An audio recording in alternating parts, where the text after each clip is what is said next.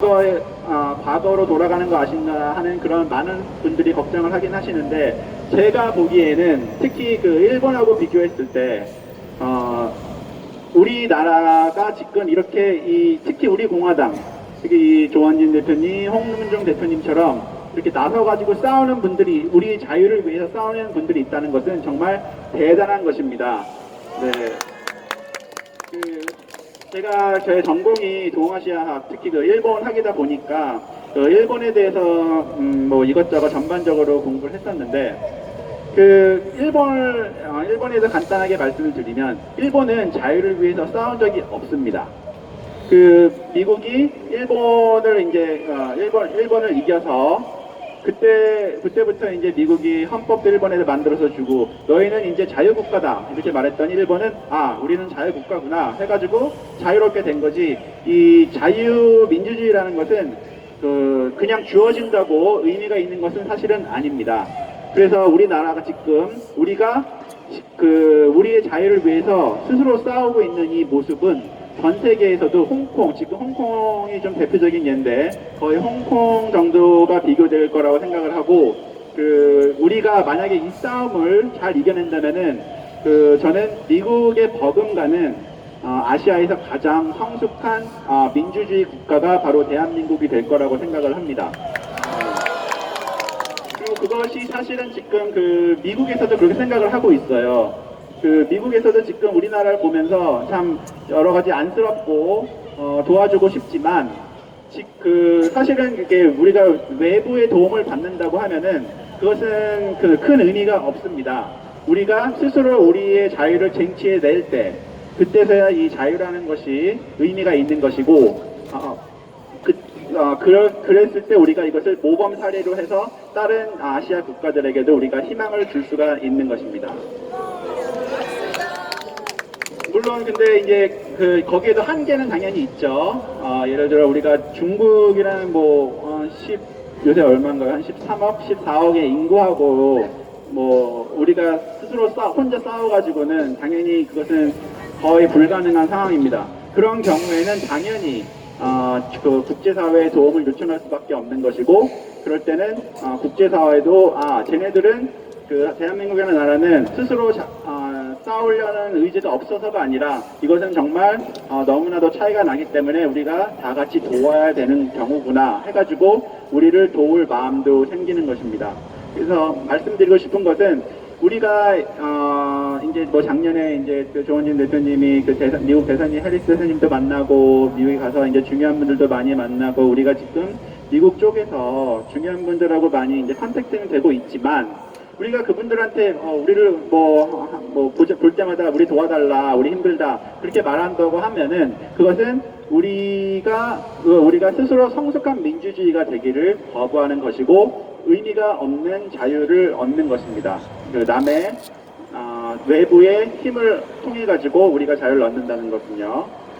그래서 이제 여러분께서도 이제 그것을 한 번쯤은 고민해 봐 주시고 생각해 봐 주시면 좋겠어요. 우리가 왜 항상 성조기를 들되 그렇다고 해서 우리가 미국에다가 항상 박근혜 대통령, 죄 없는 박근혜 대통령님을 구해달라고 말하면 안 되는 것인지.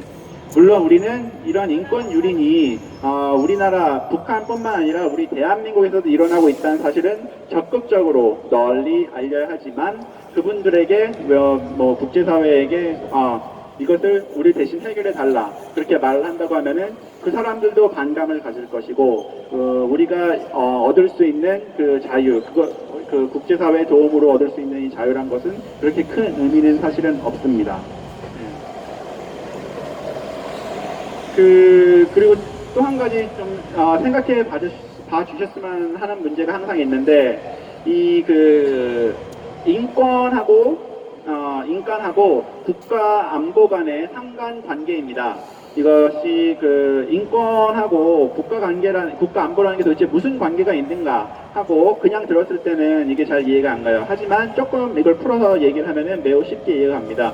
인권이란 결국은 한 명의 인간에 대한 권리입니다. 그리고 그 권리가 존중받지 않을 때, 침해받을 때 우리는 그것을 인권 유린이라고 부릅니다.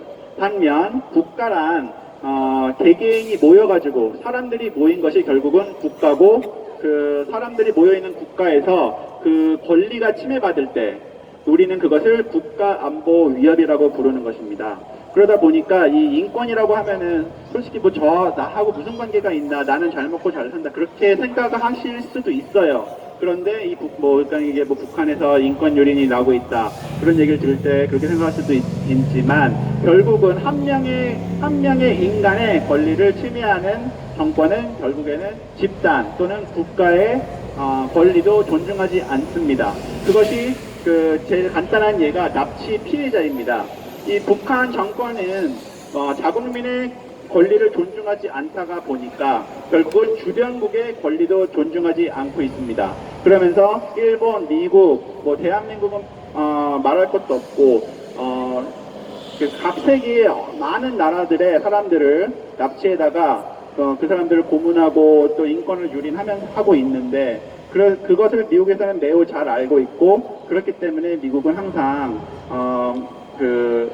인권 문제를 중요시하는 이유가 단지 인도주의적 차원 또는 뭐 이게 추상적인 차원에서 말하는 것이 아니고, 미국은 실제로 이 인권 유린이 되고 있는 나라는 결국에는 우리 자기 나라의 자국의 권리도 침해할 것이다. 즉 인권 유린은 국가 안보 위협이라는 생각이 매우 강하고, 그것이 미국의 외교 정책의 근간입니다. 그래서 지금 미국이 계속해서 인권 유린 문제를, 특히 중국에서 계속해서 들고 나오는 이유는, 왜냐하면 지금 보세요. 중국에서 무슨 일을 하고 있습니까? 뭐 CCTV가 전 세계에서 만들어지고 있는 CCTV의 70%가 한 나라, 중국이나 한 나라에 다 있다고 합니다. 그래서 거기서 얼굴 인식을 하고 사람들 몸 동작까지 확인하면서 모든 신원을 파악해가고 있는데, 그런 것을 솔직히 이것을 파악을 할 필요가 있습니까? 중국은 미국이 중국에 대해서 수십 년간 외교 정책을 펼치면서 예전에는 어떻게 생각했냐면은 중국도 이제 경제가 발전하고 시간이 지나면서 결국은 민주주의화가 될 것이다, 그렇게 생각을 해왔었어요. 그런데 한 5년쯤 됐을 겁니다. 5년 전쯤 전에 미국이 확실하게 깨달은 것은 중국은 절대로 민주주의가 될 의지가 없구나. 이 전체주의 그 상태로 쭉 가다가 결국은 패권을 장악할 것이구나. 그 생각을 하고 이제 그 사실을 확실하게 깨달았습니다. 그러면서 미국의 외교 정책은 트럼프가 되면서 근본적으로 변하기 시작했고, 지금은 중국은 전체주의 세력을 확장시키려는 노력을 절대로 포기하지 않을 것이기 때문에, 중국이 이 패권 장악을 포기하지 않을 것이기 때문에, 그렇다고 한다면 우리 미국이 아시아에 있는 다른 자유민주주의 국가들과 함께 그 전체주의 세력을 무너뜨려야겠구나 하고, 그래서 그것을 하고 있는 찰나에 우리나라에서 이 전체주의와의 싸움에 제일 선봉에 서 있는 이 대한민국에서 갑자기 박근혜 대통령님을 탄핵이 일어난 거예요. 그러니까 이게 미국에서는 지금 굉장히 황당한 겁니다. 아니 지금 제일 최전방에 서가지고 제일 먼저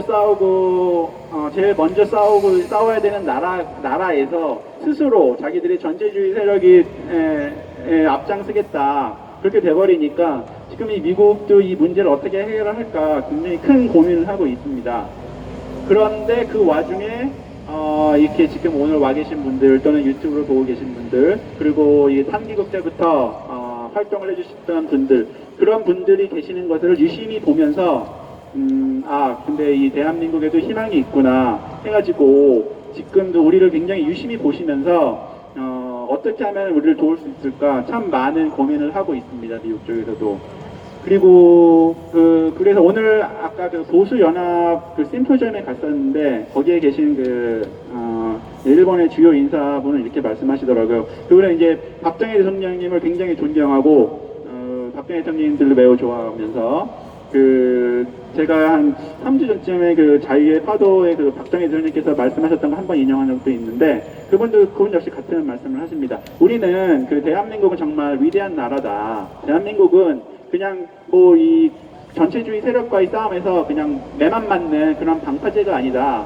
이 자유의 파도가 대한민국부터 시작해서 평양과 그 북경을 휩쓸어야 하고 그렇게 될 날이 멀지 않을 것이다. 그렇게 생각을 한다고 말씀하시더라고요. 그렇기 때문에 이게 우리나라가 제가 이제 어렸을 때 이제 그 학교 다니면서 뭐 공부를 열심히 했다고는 말할 수 없지만 이제 동아시아의 역사를 보면서 항상 제가 그 교수님께 들었던 얘기 중에 하나가 이런 게 있어요. Whoever controls Korea controls Asia. 한국을 조종하는 나라는 그 아시아 전체를 조종한다. 뭐 당연히 우리 대한민국은 참 이게 우리나라 대한민국이 작은 나라가 아님에도 불구하고 어쩌다 보니 뭐 일본, 중국, 러시아라는 슈퍼 파워들에 의해 둘러싸여 있지 않습니까? 그래서 다들 뭐 항상 서로가 서로하고 싸울 때 뭐 한국이 딱 중간에 있으니까 한국을 먼저 치고서는 그 다음에 옆 나라로 가서 싸우고 그러한 일들이 많이 되풀이 되고 또 우리나라는 항상 많은 침략을 받아왔습니다.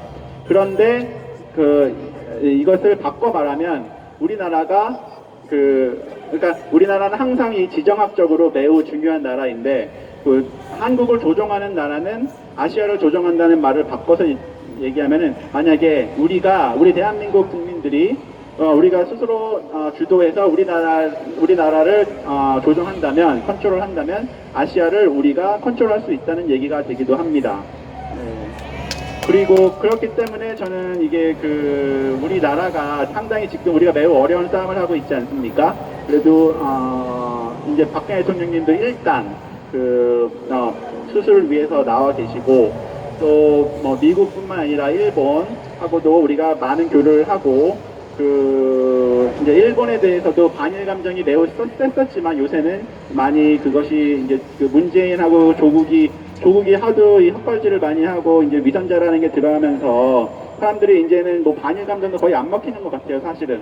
그리고 그러니까 저는 이 반일 감정이 이제 조금 있으면 수그러들 거라고 옛날부터 생각을 하긴 했었는데 뭐 그 얘기를 해봤자 사실은 원래 특별히 좋을 건 없을 거라고 생각을 해가지고 말은 안 했습니다만 우리나라 국민들은 사실은 매우 성숙합니다.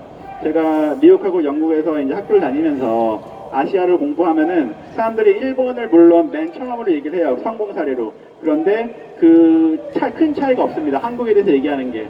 세계에서 제일 박사가 많은 곳이 서울입니다. 세계에서. 그리고 우리나라의 뭐 항상 수능이나 올림피아드 그런 걸 봤을 때도 1, 2등을 빼놓지 않고 또 학교에서도 공부를 제일 잘하는 애들이 한국 사람들이고 그러다 보니까 우리나라를 보는 세계적인 시각은 상당히 굉장히 부러워하는 사람들이 많고 또 일본하고 비교를 하면서도 우리나라를 참 멋진 나라로 생각하는 사람들이 많이 있어요, 세계적으로.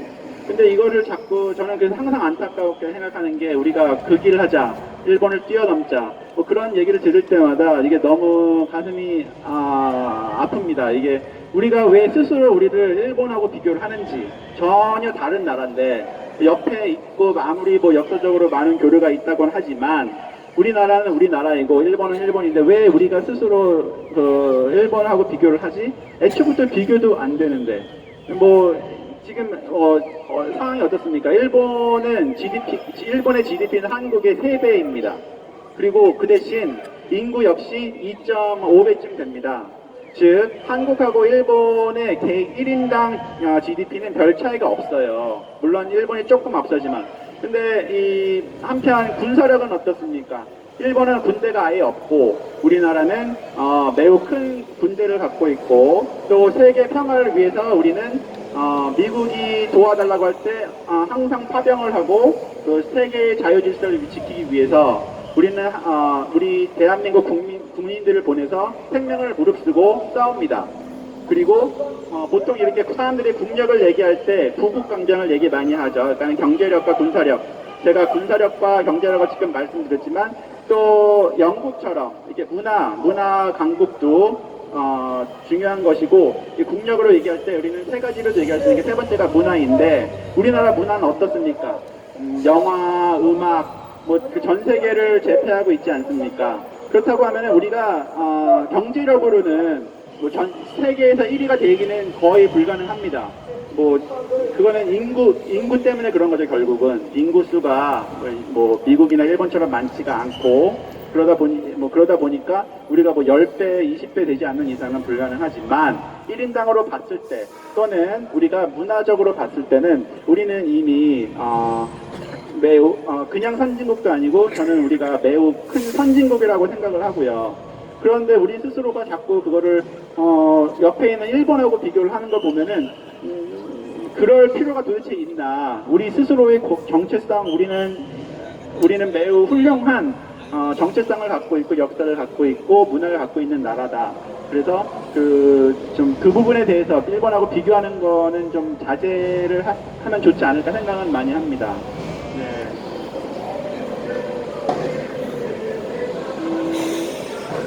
그래서 잠깐 방금 간단하게 말씀을 드렸던 게 그 하나의 그 해외 파병에 대해서 잠깐 말씀을 드렸었는데 이게 모든 게 연결이 되는 것이 그 전 세계의 자유를 확산시키려는 미국의 노력이 있는데 그거를 아주 간단하게 얘기를 하면 이런 거죠. 이제 집안에 이제 자식들이 있어요. 그래서 자식들 어렸을 때는 모든 걸 해주지만 자식들이 크면 클수록 이제 자식들이 스스로 이제 어려운 일도 많이 겪으면서 책임감도 커지고 또 이제 성인이 되면서 자기 인생에 대해서는 자기가 책임을 지게 됩니다. 그러다 보면은 이제 어른들도 자식을 키우던 어른들도 이제 자식들한테 너희 이제 컸으니까 집안일을 도와라. 사실은 나도 힘들다 하면서 그 자식들도 어떻게 보면은 이 나이 드신 어르신들을 돕고 그러면서 같이 집안일을 하는 겁니다. 그것이 어떻게 보면은 아주 쉬운 예시인데 그것이 어떻게 보면 미국과 대한민국의 또는 아시아 국가들 새로운 자유민주주의 국가들하고의 관계라고 생각을 합니다. 그래서 우리가 가장 성숙한 민주주의가 된다는 얘기는 아시아에서 그것은 우리 스스로가 이제 미국이 홀로 해왔던 일들을 우리가 아시아에서만큼이라도 우리가 자유를 확산시키는데 뭐 미국이 요청하지 않더라도 우리가 스스로 이것을 확산시켜 나가고 아시아 국가들 내에서 우리가 하면은 그만큼 우리는 더 돋보이고 그만큼 우리가 더욱더 성숙한 자유민주주의가 되는 것입니다. 그래서 그렇기 때문에 우리가 이 해외 파병에 대해서도 지금 이제 호르무즈 해협에 파병을 하는 거에 대해서 많은 걱정을 하지만 일본은 애초부터 그냥 안 한다고 했어요. 왜냐하면 그 이란하고의 관계가 있기 때문에. 그런데 어떻게 보면은 우리는 이것을 만약에 다른 나라에서 요청이 없더라도 우리 스스로 전 세계의 자유를 지키기 위해서는 이 부분에 대해서 우리가 스스로 파병을 해서 그 국제사회에서 자유를 지키려는 노력에 동참해야 하지 않을까. 그렇게 우리가 고민을 해볼 필요도 있는 것입니다, 사실은.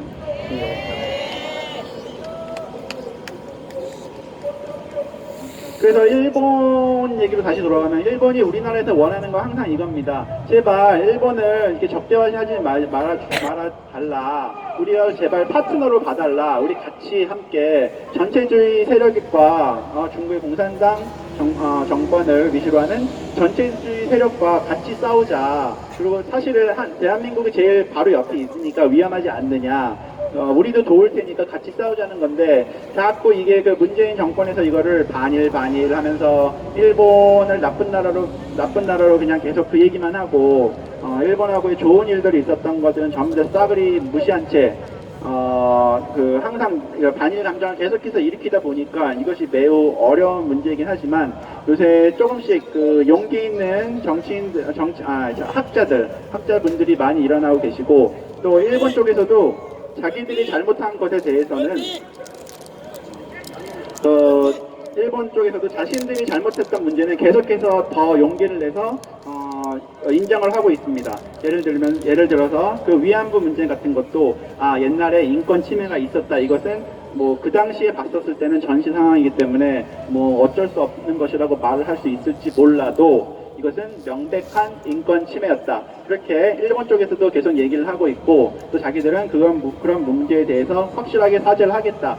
이제까지 사죄를 해왔지만 그렇다고 해서 그것이 충분하다고 생각하지 않는다. 우리가 잘못 샀던 것에 대해서는 일본 쪽에서도 앞으로도 확실하게 그리고 계속해서 사죄를 하겠다. 그것이 일본 입장입니다. 그래서 우리가 이런 것들을 같이 감안해가지고 자꾸 계속해서 일본 나쁘다 그런 얘기만 하는 것보다 일본에 대해서도 매우 균형적인 시각으로 우리가 볼 필요가 있고 그것보다도 지금 훨씬 큰 이 전체주의 세력의 그림자가 사실은 우리에게 잘 안 보일지는 모르겠지만 아시아를 거의 다 뒤덮고 있습니다. 그렇기 때문에 그 부분을 좀 많이 신경을 써주시면 좋겠습니다.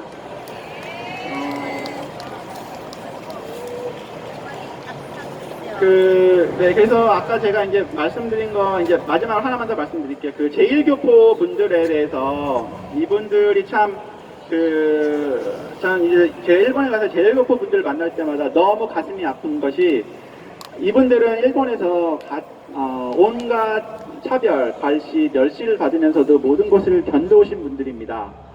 그러면서도 근데 이분들이 이제 사회적 성공을 이루셨는데 이분들이 참 견딜 수 없는 딱 하나가 우리 대한민국이 자신들의 자긍심으로 국적을 안 바꾸고 대한민국 자신들이 한국 이름을 쓰면서도 견뎌냈던 이 대한민국이 무너져가고 있다는 사실, 이 문재인의 빨갱이 정권에 무너져가고 있다는 사실에 너무나도 큰 상처를 입고 계세요. 그리고 이분들이 그거 하나 견딜 수가 없더라고요.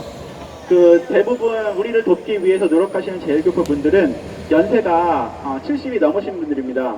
걷는 것도 좀 많이 힘들어가지고 이게 막 부축 받으면서 걷고 그러신 분들이 계신데 그분들이 이제 한국에 많이 오십니다. 또 우리도 그분들 보러 가기도 하고 그분들이 오실 때 좀 우리가 따뜻하게 맞아주시면 좋겠어요. 저번에 한번 제1교포 분들이 오셔가지고 우리 집회에 왔었는데 좀 약간 차가운 대우를 받았다고 하시더라고요. 그래서 네. 우리가 당연히 알 수는 없고 뭐 별의별 일들이 많이 있으니까 다들 경계해야 되는 건 맞는데 혹시 앞으로 제1교포 분들을 보시면 좀 많이 따뜻하게 맞아주시면 감사하겠습니다. 네, 일단 오늘은 이 정도로 하겠습니다. 감사합니다. 오늘 말씀 잘 들으셨죠? 우리 한미 또 한미일 이 삼각연대 한미동맹 이 부분에 대해서 1시간 더 한 것 같은데? 1시간 했어요? 1시간 정도 하신 것 같아요.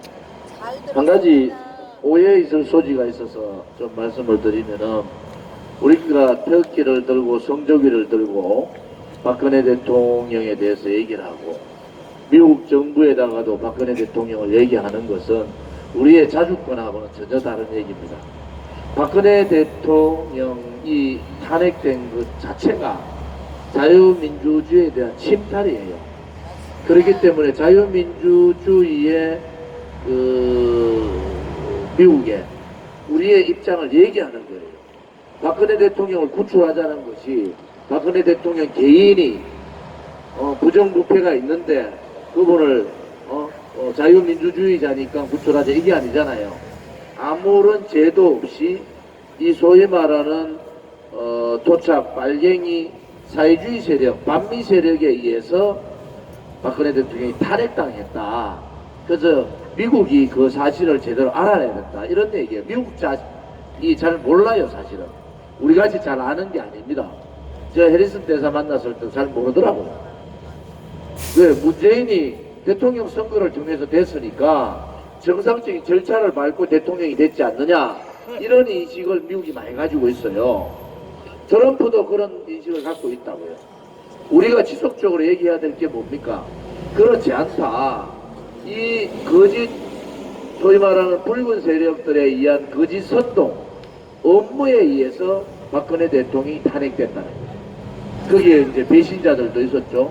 자유민주주의 소위 보수라는 자체는 배신자도 있었지만은 아무튼 우리가 미국에 얘기하는 것은 성조기를 드는 것은 한미동맹이 대단히 중요하다는 얘기고 또 미국 정부나 미국 인사들한테 박근혜 대통령의 이 석방 복권을 우리가 얘기하는 것은 그것은 억울한 자유민주주의, 소위 말하는 억울한 자유민주주의 대통령이 거짓에 의해서 탄핵되어 버렸다.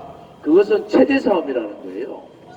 그래서 우리가 얘기하는 거예요. 체제사업이다. 그리고 대통령이 전 세계에 네모란프나 받지 않은 대통령이 34년형을 받고 저렇게 악질적으로 900일 이상, 오늘 907일이죠. 8일, 그죠? 9일, 오늘 909일이잖아요.